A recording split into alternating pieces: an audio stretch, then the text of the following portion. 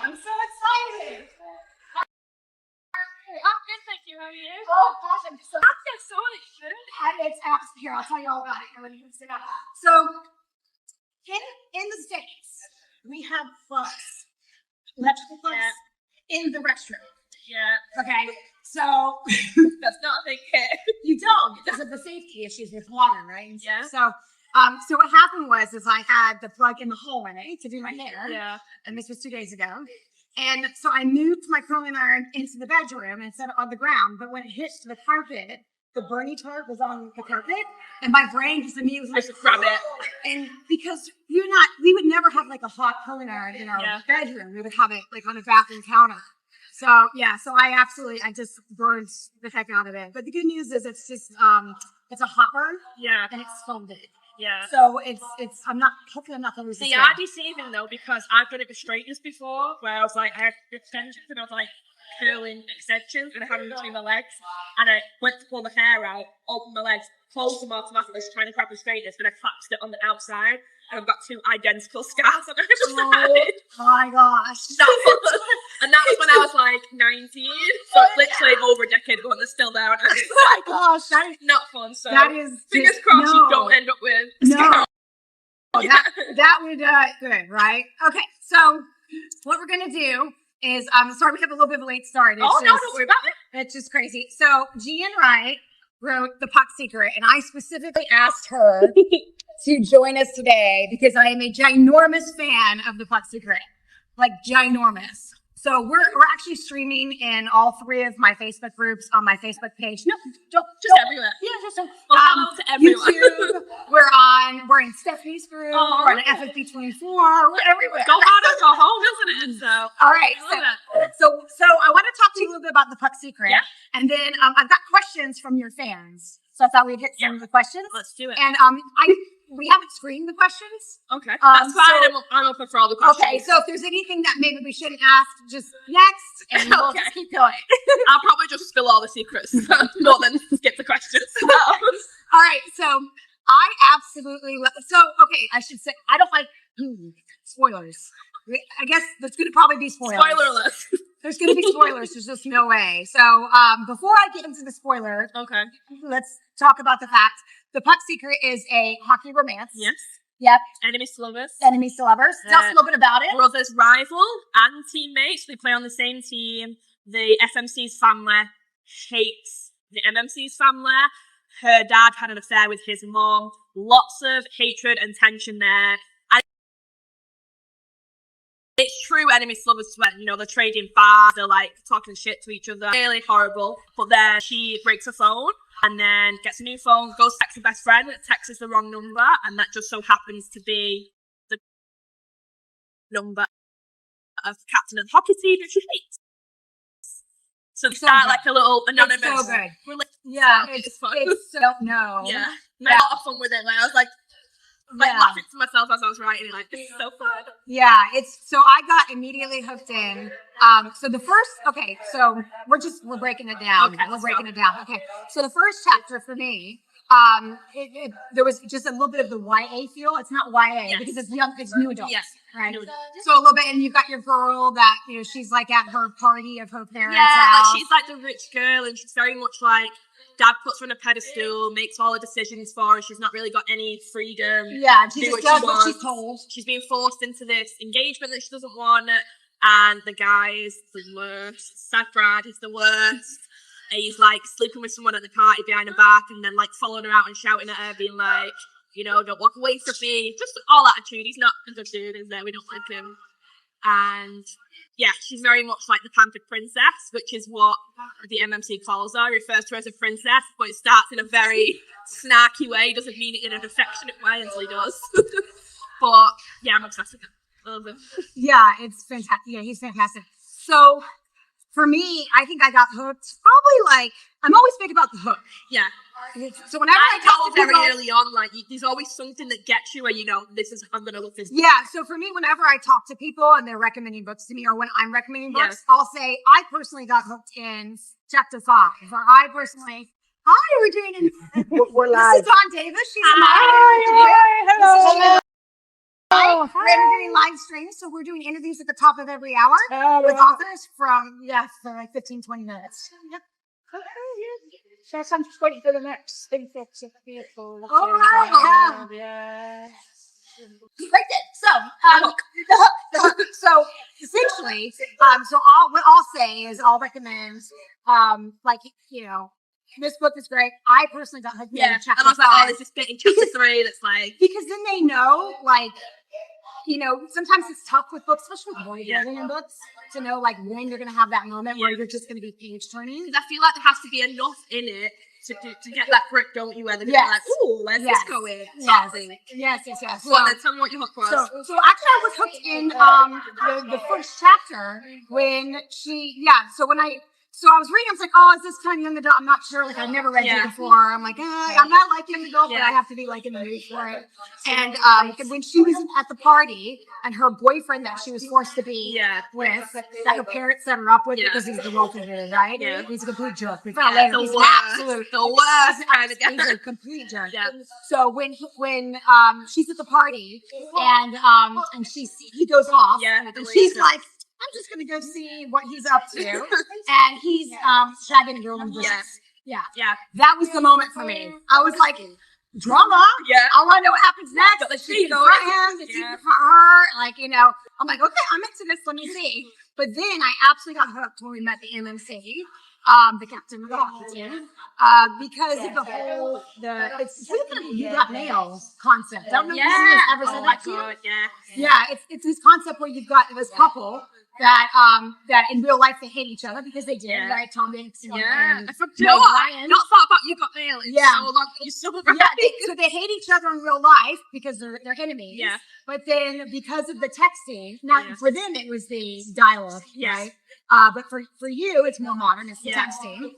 And it's how real they are in the text as well, because they're strangers that don't know each other. Right. They're sort of revealing secrets to each other and being really open and honest. And it's you're not usually like that when you meet someone, because they've got that anonymity. They're just going for it, aren't they? So I think that's what helps. Right. It go because it's like, oh, I'll just pour out my heart to a stranger and we'll see how we get on. Yeah. So it was great. I loved it. And then the steam it's good, man. It's good. Actually, at one point, I wondered if it was going to be a reverse arrow or a why choose. At one point, I did. I know what you're going to talk about. We're going to get to Truth or Dare. I get so many messages about Truth or Dare where people are like, oh my God, I can't believe that scene in. For me, this is the lightest book that I have. So to me, that was just I'm just going to throw this fun scene in it and no one will care. So many people are like, oh my God, I can't believe you put Truth or Dare. This hot, it's amazing, spicy, it's supposed to be MF, but you're throwing this in there, So, but for me, I was just like, oh well, I've got a YG series that's got a group scene in the prologue of book 1. So for me, I was just like, yeah, let's throw it in. No big deal. I have a habit of, can they hear us okay on here? I just want to make sure the mics, is everything okay? Dale, is everything okay sound-wise? We're good. We're good. Mics. Okay, go awesome. I just saw that your hair was over, so I got a little bit worried. So let me move you up. Don't mind me in my hand, and just a little bit higher. Okay. Yeah. Okay. So I have a habit of not reading the blurb. Yeah. You know what? I do that though. I'm a trope girl. I'll see a couple of tropes and I think, okay, let's go. And then I'll know in say the first couple of chapters whether it's going to get me or not get me. Yeah. Because I hate writing blurbs as well. I can write a whole book. Writing a blurb is the bane of my entire life. I absolutely despise it. It's always the last thing I do. I'm a cover art, so I was like, I need the blurb, and I'm like, no. They're just the worst. Yeah. No, I hear that a lot. But yeah, I don't read them. So I could just all collectively come to an agreement that we just get rid of them and just list the tropes on the back instead. That would be. I've been thinking about that. It'd be like, tell me, okay, genre. Yeah. Is it contemporary romance? Is it romantic? It'd be like genre, relation dynamic, and the tropes. That's what. That's all you need to know. Is it MF? Is it why choose? There we go. So I didn't read anything about it, so I had no idea if it was a why choose. So when I hit that scene, I was like, especially considering as well, his teammates are very in it, I introduced them all equally, so you're always like, oh, okay, maybe this is going in a certain way. Yeah. But no, it's just so fun. And then when I realized that it wasn't a why choose, I didn't know how I felt about it. Yeah, a lot. I did not, because I was like, he basically shared her. Yeah. But it's how do I choose? People were like, oh, how could he be so possessive if he was going to share her? But then it's the scene that comes directly after that, and I think so many people focus on the truth or dare game that they don't talk enough about the scene afterwards, where he literally grabs her and he's like, no, welcome to my bed. I'm not having that ever again. You belong to me now. That's it. You know? Right, yeah. These big cavemen like thrown over his shoulder. Like, that's the scene that's like just as important as the truth or dare. Like the truth or dare was fun, nice, but the scene after it is where it's like that's what pushed his limits. He's very much over his playboy lifestyle now. He's like, absolutely not. This is my girl. I'm taking it. Yeah. No, I thought you did a really good job with that because it sort of explained it and it sort of justified it. And I also like, I know I read some reviews where people were like, what you just said. Yeah. Like, how can he be possessive and also share? Like, how can we forgive him for that? But I thought you did a really good job with having him beat up his friend. Yeah. Although some people were like, why would you? That seems so weird. You just especially as well because it's not really on page. Like, he doesn't hit him on page. Yeah, you see him with the black eye. And it's like, it's from Maggie's point of view at that point, isn't it? I feel like the reader's going through that at the same time when you're like, oh, we're back and punch just for like, hot. Yeah. And it's just very, I feel like it's very typical, like, teammate sort of morale as well. Like, it is. Ray knew it was coming, he accepted it. So the black guy was like, yeah, that's fine, I took it. So I also thought it was like, you know, we're complex as humans. Like, we have lots of emotions. I feel like black and white. Book characters are being forced to be perfect, and we're not perfect, like, as humans. Like, in my other series, I've got a Why Choose MC series with 3 guys. One of the guys gets so much hate. There's a scene in book 1 that people love to hate. It's one of my favourite scenes I've ever written. Basically, he puts the FMC on her knees in front of 7 his prospects. It's an MC club. People hate it. They hate it. They don't forgive him for it. They don't think he's grovelled enough. But it's like, people hate mistakes. But the fact that he had at the time, that's what you felt he had to do.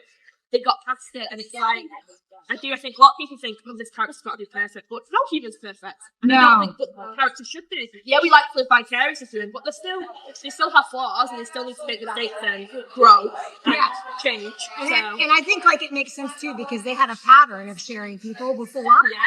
And so he was kind of into the norm. Yeah. And then he didn't realize until after, this isn't cool. Yeah. Like, I'm not comfortable with this. People don't understand that scene it's not about sharing. It's more about jealousy. At that moment, he's like, well, he's thinking in his head, Maggie wanted him first. The first night she went looking for Nova, she was looking for him. And he's like, getting pissed off over that. Right. And then he's like, oh, well, you know, you wanted to say that to me and throw it in my face. Now let's tell Luke about it. Let's, you know, put all our cards on the table. But then he was like, no, I take it back. She's mine. It's great. I loved it. I do.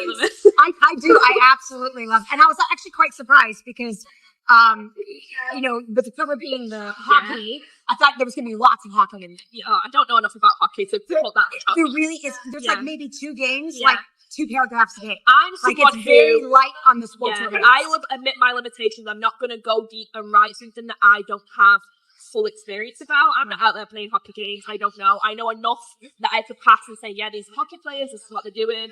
I'm not going to try and go beyond my means by any circumstance to do that. So. Yeah. No, and then also like the fact that it's set in college. Yeah. My personal she doesn't go to one class.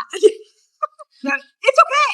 I know there's some readers love academies and some do not. This one right here, When I was telling her about the book initially before I went into all the details, she's not really a sports romance person. Yeah. She's not really an academy person. Yeah. And she's like trying to sell me, like, it is a mystery. She is going to do it because I've said how much she should do it. Yeah. You know what? I do that with everything because my first series is a high school series. And I kept on just being like, oh, right, they're in school. Because there's so much going on with the characters. I'm like, I forget where they need to be. Right. I've done better with the second book. She's actually the second book that I'm writing for this series is the best friend. She's in class. We're there. We're at the college. We're taking classes this time. Yeah, well, but you know, we all like different things. Yeah, and so particularly with sports. So I love reading sports romance, but if they start going too into detail about the game, I'm bored. Straight away, I'm like, I'm not reading for a game. If I wanted to, know about the sport, I would go and watch the sport. I'm reading for the romance. Give me the romance. Yeah, I think I think in romance, a lot of us are drawn to the alpha males. Yeah. And if you're not going to have a fantasy element with the vampires and the shifters, and you're going to do a contemporary romance, sports is really the kind of the way to go, right? The testosterone is. Yeah, I love. I'm married to a ex-professional football player from Stoke City. Good for you. So the soccer player. So our life is soccer. So I know very much about that. Okay, moving on. Right, so I've got let's see what we got going on here. So I've got some questions for you. Okay, let me find them. Sorry, give me a second. I've got different. I think you're at the top. Up first, I'm gonna get stuff on. I think you're at the top. Oh, you know what? I've got the wrong file open. Stand by. Stand by. Yeah. All right, here we go. Let's see here. It's been a whirlwind. It's so much fun. There's just so many moving parts. So we had the authors panel last night? No, my daughter's autistic and she's going through mega separation anxiety at the moment. So I literally had to limit myself to just today. I can't make tonight and I couldn't make last night. That makes sense. We actually had a party last night because they put the Eras tour on the Disney Plus. So we had a Taylor Swift party. I loved it. It's awesome. It's all good. I'm just wondering, I got a bit distracted. Sorry. Is there an issue with the live? We're checking. Hang on a sec. Facebook, it ended. But We're still streaming on here. It says we're streaming, then we're streaming. If there's an issue with one of the platforms, it's somewhere else. So we'll get them somewhere. Holly's checking. All right, cool. All right, cool. All right, so let's do it. All right, so okay. So I'm actually going to say who's asked this question. So this is from our dark FanGrrrl romance group. Okay. Ben Laponamar wants to know, will we find out who Archer is interested in?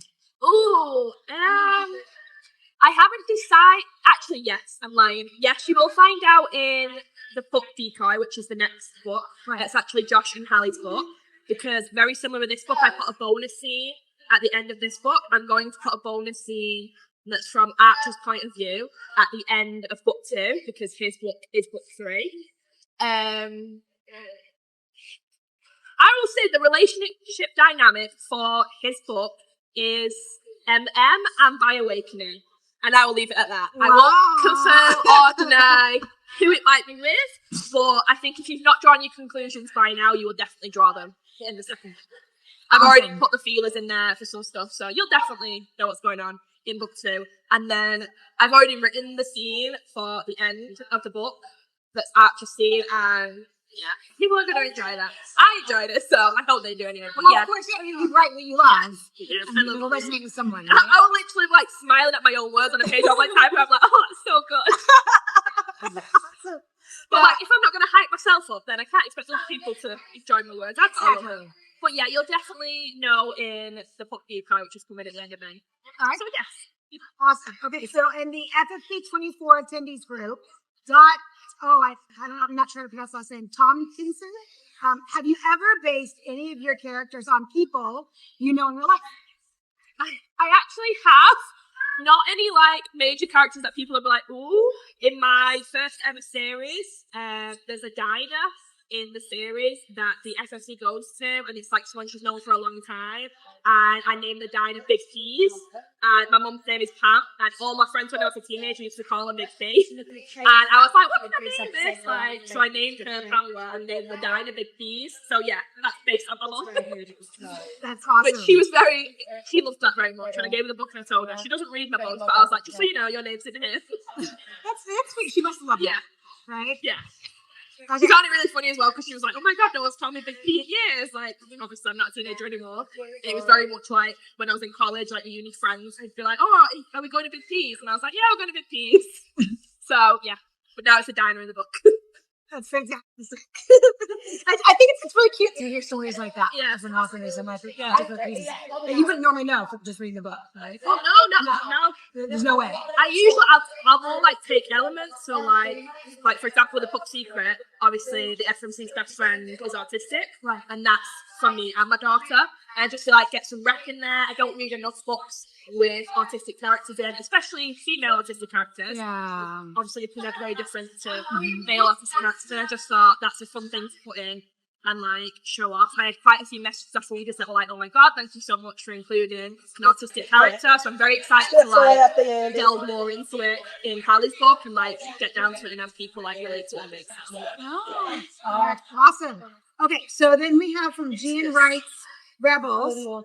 Holly, dear, did you help? Yeah, sorry. Okay, so for Jean Wright Rebels from your group, Trinity McIntosh says, "Is there a pub date for the next working progress?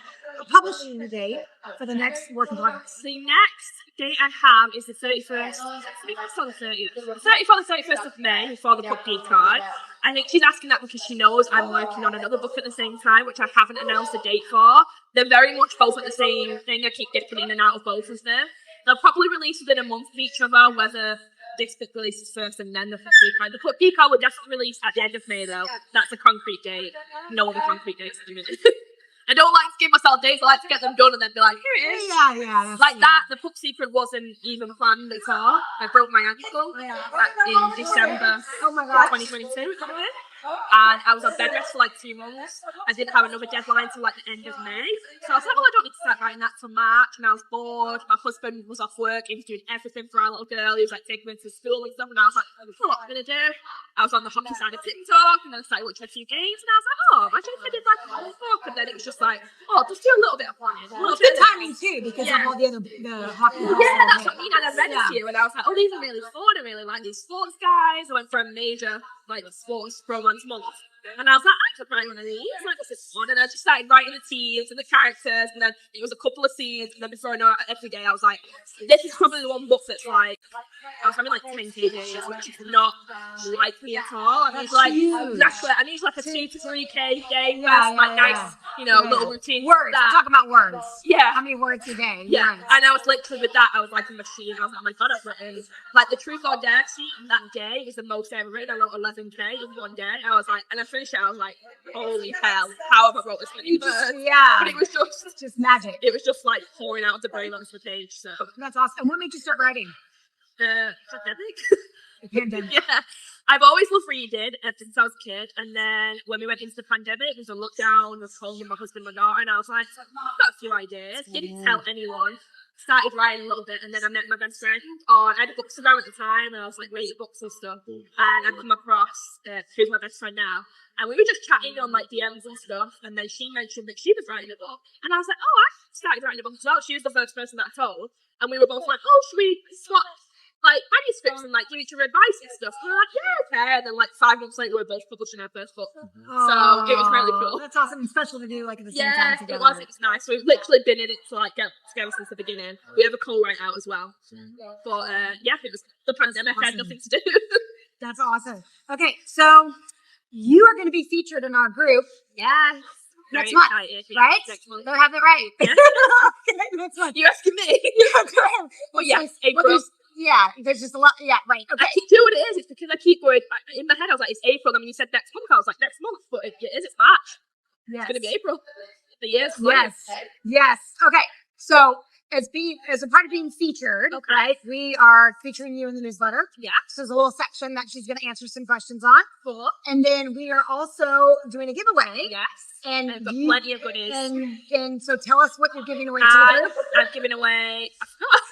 I think it was 5 copies. We're doing all signed copies, so I'm going to do 5 copies of the Book Secret to 5 different people, and then I'm going to do a signed copy of each for the first book in the series that I've got, and then we're going to give away an Amazon gift card as well for someone who wants to buy some of their own goodies. It's amazing. Yeah, I'm very excited. It'll be fun. Anything else you want to tell your fans before we go and read the Book Secret and play a game of Truth or Dare? It's really good. Yeah, and again, like I've selected authors that I've read their books. Yeah. That was really important to me for these interviews. When you asked me, I really loved this book. I wrote an emoji review for it, so that's my little emoji praise. Yeah, so I do love it. Well, thank you. Oh no problem. Well, I'll let you get back to doing all your signing, and we're probably going to stroll around as long as we're making sure everything's working. Yeah, we'll check when you're done here. Okay, it might just be the internet. Yeah. Well, we're still live. It's just what groups we're still live in. We have to double check after this interview. Okay. Also, did we talk about doing a live stream? You did message him out. Yeah, we'll do that. Can't remember. Okay. So we'll do that too during that month. So the month that she's featured, we'll do it'll be an hour. Yeah, that's fine. And we'll have one of the mods on it with me that loves the Puxi Grit. And if you have anyone from your side or just be you and the mods, that's fine. And we'll do you'll be on your computer, Abby, you'll be remotes. That's when things start getting bad. When I get comfortable in ones like that, that's when the secrets start coming down. People ask questions and I'm like, oh yeah, and then I mention something and I'm like, oh, and straight away my head goes, I wasn't supposed to tell people that. Should have said that secret. That's why I tune in. You know? So yeah, tune in for the secrets then on there. All right, so we'll definitely do that, and I'll be announcing in the group if you guys want to tune into that, and we'll talk a lot more in that hour. Yeah. So it'll be a nice girl chat. Yeah. Thank you. All right, thank you so much for coming to be on my show. Thank you.